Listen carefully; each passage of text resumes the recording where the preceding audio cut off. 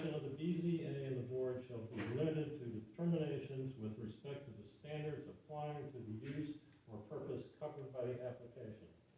And whereas the training of dogs in a kennel is not expressly included in the definition of kennel in the County Code 170-8, nor is it specifically listed as a permitted use in County Code 170-36, and it is the consensus of the board that these provisions of the current ordinance do not authorize the BZA to approve the application. The application is hereby tabled to give the applicant an opportunity to request a text amendment to the definition of kennel in County Code 170-8 and corresponding amendments to the County Code 170-66A from the Board of Supervisors, following which the application can be taken off the table and go forward to public hearing. The Secretary of the Board has requested to transmit this resolution to the Board of Supervisors and to the Planning Commission, passed by a majority vote of the Board of Zoning Appeals of Rappahannock County, Virginia, and regular monthly public meeting on Wednesday, February 23rd, 2022, by the following vote. So that is the motion. Do we need the zoning administrator going to respond to this? If that board wants to get that, yes, that's up to the board. So do we want to include the comments from the administrator or the zoning administrator, whoever wants to speak? I'm not hearing it. Or do we just? I heard a second from Mr. Oh, you said, oh, I wasn't looking for a motion on it, I was just looking for consensus, okay. So we have consensus that, you can address a question to whoever wants to speak, the zoning administrator or the, yes, very, very. County administrator. Mr. Curry, do you have a response? Well, Mr. Frazier asked me to ask you to repeat that, but I won't do that.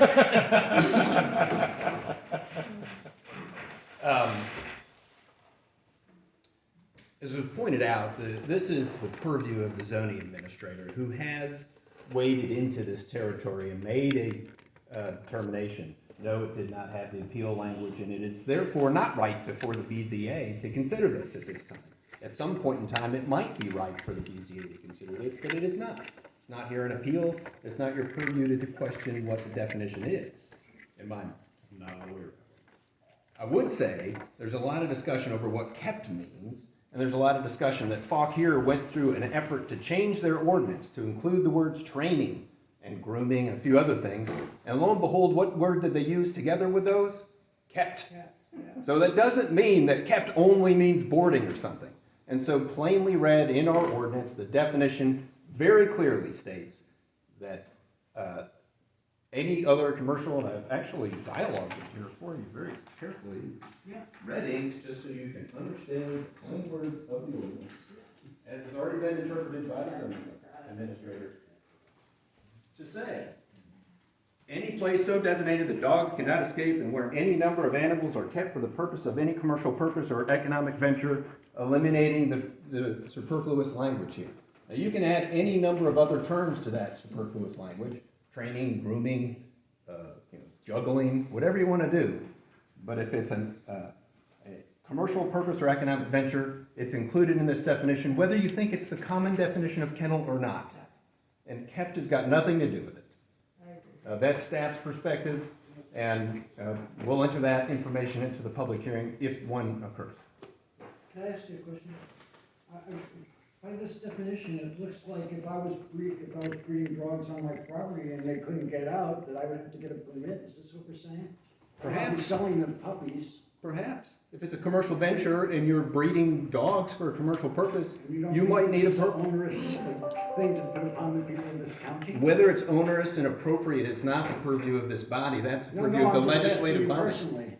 I'm not the zoning administrator. However, I would say if it fits in this definition, it is a kennel, and therefore in certain zoning districts, it would require a special use permit. Whether we like it or not, those are the words in the book. I see what you're saying, and it seems seems untenable, but that's the rule. We have to Yeah. follow that, right? Okay. We can tell the planning commission, work on the work, I but think the that- ordinance is the ordinance. Right. The definition is the definition. Either we have to act on it or send it back for clarification. Mr. Lockerbie, could you hear the county administrator? Yes, I could. Can you comment on that? I'm not sure that there's any way to read this other than to say that it has to be, any place so designed that dogs, cats, and other household pets cannot escape, part one. And where any number of animals are kept for the purpose of, et cetera, or for any commercial purpose or economic adventure. So you have several things that need to be occurring at the same time there. And regardless of how you read it, the question that comes to mind is are animals being kept at this facility? And the zoning administrator has given an opinion that is not final and that relates to, I believe, to a different tax parcel. So it's nice, it's very interesting. It has probably about the same weight as the existing facility with no special permit that has long existed under we don't know what circumstances, but it's another tax parcel where the same thing is going on. Also agriculture And so zone. you're kind of presented with a situation right now where you're trying to decide whether even to put this on the agenda for a public hearing, or continue with the agenda of the public hearing, to hear more about it and decide what conditions to put down. Or, there's a motion that's currently on the floor, which is a motion to ask the board of supervisors to please clarify what his legislative intent was, because it's unclear to me. Another alternative, as I said, was to defer or deny and allow an appeal to you of the zoning administrator's decision elsewhere, although that would be, again, a bit odd given that it's not, again, as I understand it, it's not exactly the same tax parcel. So it creates, you have several different options before you. You can go to public hearing and hear more from everybody involved. You can table it to hear more from everybody involved. Or you can table it and ask the board of supervisors to please clarify what's going on and what its intent was when it adopted this provision. And at a certain point, it comes down to whether you believe that this use meets this definition such that you can impose conditions on it, or you can impose conditions on it to force it to meet this definition.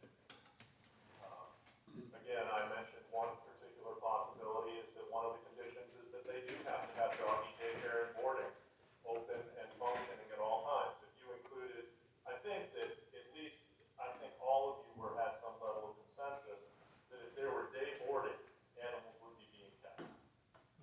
So if you required them to have day boarding on premises at all times, I think you all agreed that that would be something for which you could issue a special permit. The question is whether the animal remains under the custody, primary custody and control of the owner, whether that continues to meet it, and whether that's clear enough to you that you feel like you can move forward with a public hearing to decide what conditions to apply. I'm not really comfortable requiring people to have a business that they have no intent to have. I don't think that that's really a tenable way to resolve a problem, saying you have to, enter into a whole new business. That doesn't seem reasonable.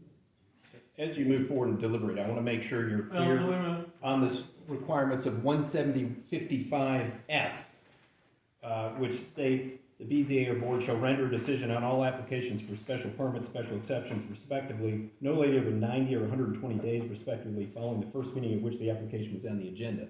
It's on the agenda. You can't lay this on the table forever. Must be decided within 90 days. How long has it been now, just now? Today. Starts to. It's very unlikely the board of supervisors will modify the ordinance within 90 days. Can you respond to that, Mr. Lockley? Yeah, that language has actually been interpreted in a Supreme Court of Virginia case. It has to do with, and that language is considered to be directory, not mandatory, which means that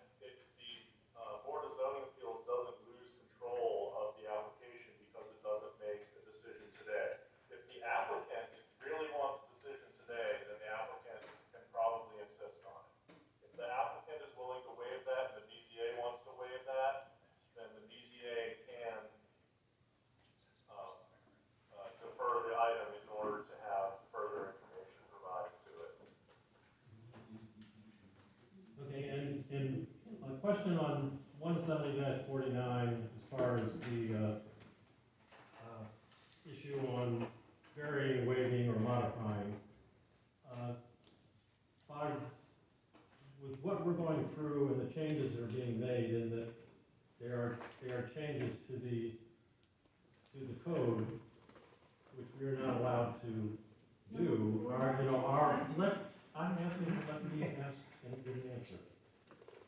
Is it relevant, is that part of the code relevant to this issue?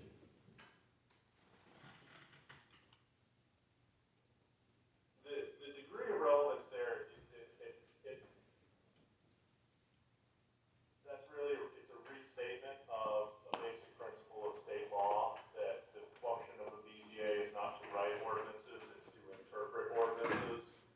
And under circumstances where it's acting in a legislative capacity to, on a special permit, to make decisions applying the criteria and factors that are given to it by the board of supervisors. So you can't make it's telling you that you can't add a use to a district that the district doesn't contain. You don't have the authority to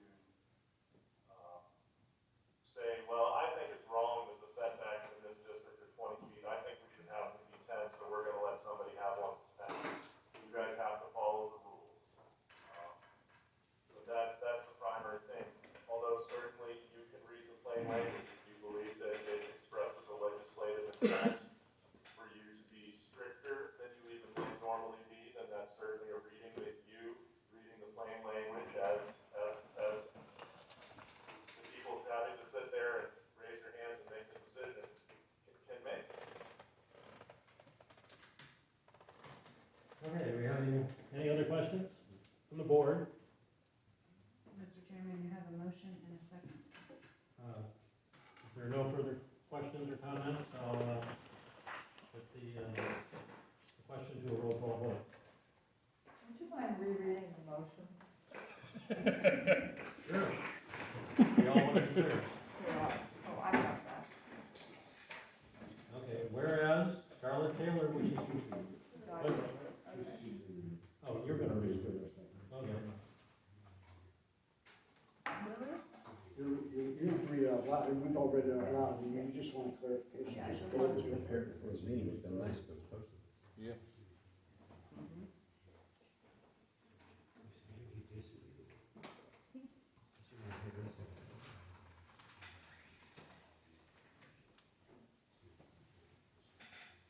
You write the ordinance anytime, but anytime. We do the ordinance anytime, but anytime. Sorry, please, no public discourse. Thank you. He's never talking to y'all, he was talking to me. So is it also part, we've got this motion, but it is also a decision to be made whether or not we have a public hearing now? No. No, Well, why I mean, not? we will not go forward with the public hearing because we are tabling takes precedence over any other. Is that true, Mr. Lockby? That's Robert's Rules of Order. I'm sorry, ma'am, I was looking at the 90-day provision to make sure that I had the case name in case I was asked for it. Does a motion to table take precedence?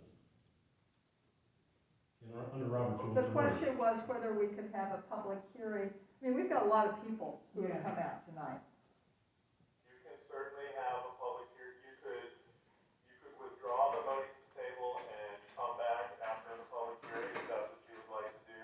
But right now, if you're doing the adoption of the agenda, then you could simply take this off the agenda and defer it to a later date. You could also have the public hearing and rather than make a decision, defer it to a later date. It's recessed. Right.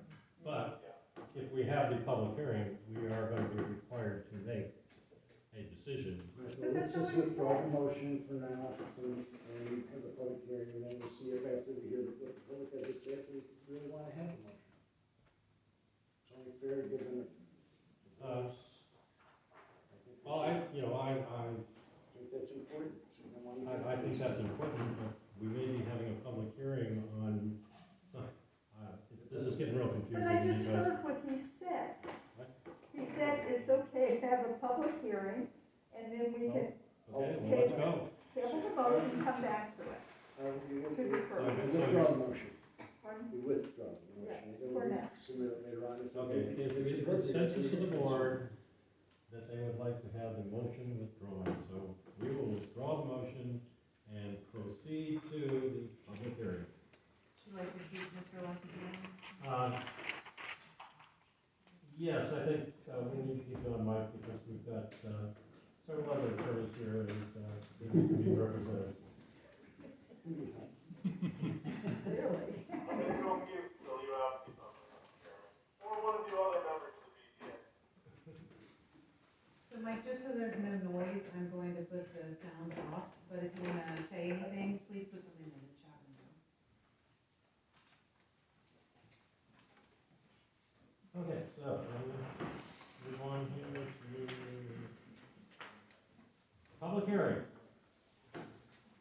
Ms. Wagner has proposed a kennel/dog training center pursuant to 170-36E and 170-66A for property located on Route 211 beside the Armada Winery. The parcel is zoned agricultural and is 22 acres in size. The existing barn, 36 by 30, will be rehabilitated and used as an indoor training space for small groups. No, I think she's just wrong, yeah. It's been modified. Right. I'm reading off of, this was the agenda on board docs that I'm reading off of. I copied it off today. Now, if it was the incorrect agenda, then I'm reading the wrong agenda, but this is what I copied off from the agenda today off the board docs. And I'm aware of the discrepancies, but this is what's on the agenda. The existing barn, 36 by 30, will be rehabilitated and used as an indoor training space for small group classes and private one-on-one lessons. A 70 by 90 metal building is proposed to be constructed for larger classes. 2 yards will be fenced, one for outdoor agility and another as a dog park. Hours will vary between 10 a.m. and 8 p.m., operating on an average of 40 to 50 hours per week, and will be closed on Sundays. No overnight boarding or breeding is proposed. And then there are a variety of attachments to the item. So with that, I will ask the applicant to make whatever presentation they have in mind. No microphone, okay. So hi guys, I'm Charlotte Wagner. I've held Rappahannock home to some degree for the last 30 years. Over the past 18 years, I've made my career being a dog trainer and a dog behaviorist. I started my career assessing rescue dogs and working at a shelter. And then after working at a rescue and I studied abroad, I moved to England. I set up my first training company there. And since then, I've had the privilege of exhibiting at some of the top shows in the country, including Westminster, and I also showed at Crufts in England. I am involved with rescue. We see all dogs, all ages, all sizes, all backgrounds. I successfully completed my Bachelor's of Science with honors from the University of Essex. I specialized in animal management, and I actually double majored. I majored in livestock as well as companion animals. I also have a career diploma as a dog obedience instructor, and I'm also an AKC accredited canine good citizenship evaluator. In 2021, my company, Caninology, earned the Northern Virginia Best Dog Training Behavior Award, as well as the Warrenton Lifestyle Best Local Dog Trainer. Caninology, my company, has 5-star reviews on Facebook, Yelp, and Google. I have no complaints on record for the last 18 years I've been in business. Training is not just what I do, it's who I am, and I'm excited to have the opportunity to tell you guys a little bit more about my project. Caninology can provide a venue for owners to responsibly train and exercise their dogs. We offer group classes. Our groups are fairly small for up to 5 participants, as well as private one-on-one training lessons. We also do educational workshops, seminars, and events. The reality is the better behaved dogs are, the happier owners are, and the better the community is because the more dogs are under control, the less conflict we have, especially in public parks and public places. I've been actively looking for a location for our training establishment since 2019, and I have looked at a variety of places. Yes, we did consider Forest Grove at one point, but in addition to that, I did look at the glass blowing factory in Sperryville, which is under commercial use. I did look at the Alien Factory and the property surrounding the Alien Factory. It's not feasible, it's not viable. We looked at multiple different parcels, and either it was too far away from my established clientele, or wasn't central, or the topography just was not conducive to the project. The parcel on 211 is ideal based on some of the things that the Planning Commission came up with. So as you know, we tried to do this on Forest Grove Road, and the Planning Commission, I thought, brought up some really valid points. You know, they said that, you know, it was on a side road and the lot was too small and we were removing trees. There were legitimate concerns that, you know, I took to heart. This parcel, I think, addresses some of those concerns. So first of all, it's on a major 4-lane highway with a designated turn lane. So we're not congesting or adding unnecessary traffic on residential streets. It's far from the other neighbors. It's over 900 feet. There's 2 tree lines, so that it does help obscure some of the view.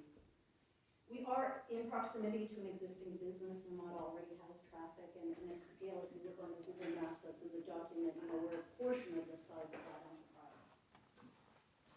Prior to the first Planning Commission meeting, I did create a letter with the specifications that are listed in this application in terms of the types of building and the size and kind of general structure.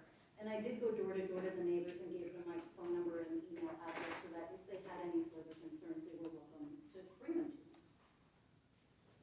So the property, it's on 22 acres. You know, that's more than 10 times the requirement of what is required for a kennel license in the county.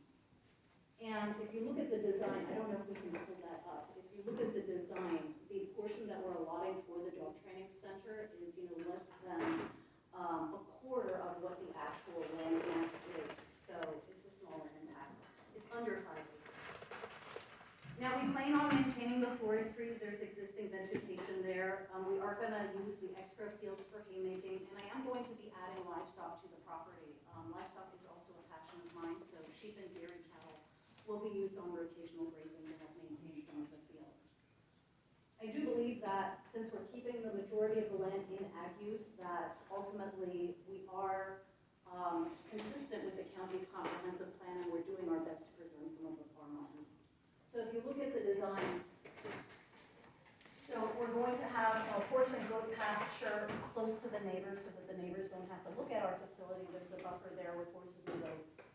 The extra fields will be kept for mowing and haymaking, and then the dog training enterprise with the 2 yards in the building is allocated on the Nirmata side. Our hours of operation will vary between 10 and 8, primarily because our clients work 9 to 5 jobs, so there is some demand for us to host classes in the evenings. And selectively, we may have events available on the weekends, on Saturdays, but we will be closed on Sundays.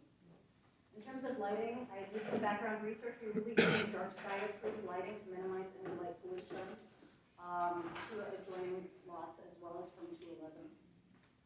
And the proposing entrance is directly off 211. There's an existing driveway which will be basically extending by about 200 feet to come over to the side. And that parking lot has been approved by VDOT.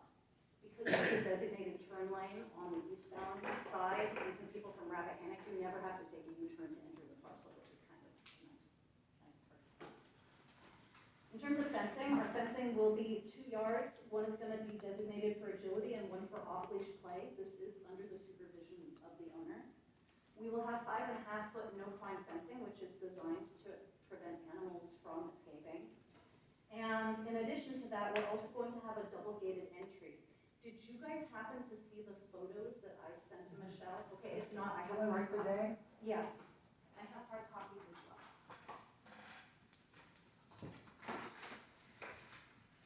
So,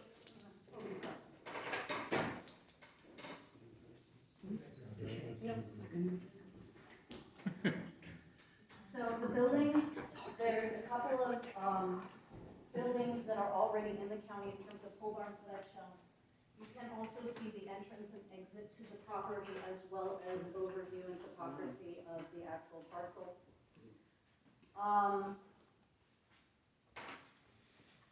But we're basically in that package, you'll see there's a double gated system that most municipal dog parks use that basically hinders dogs from being able to escape. You must enter the initial area first before you unleash your dog before you go to the opening area. And want to make sure that things are safe and secure. We have an obligation and a duty to our clients to make sure that they feel safe, that their dogs are safe, and that the community is safe. The parcel is located right on 211. It is a highway, so like I have to do my due diligence to make sure everybody's well taken care of and confinements. As for the buildings, the initial, the main training building that we're using is a 70 by 90 pole barn that is going to be insulated to help hinder sound and obviously for heat and cooling and control of temperature. And we specifically chose that style of building because it fits with the county aesthetics.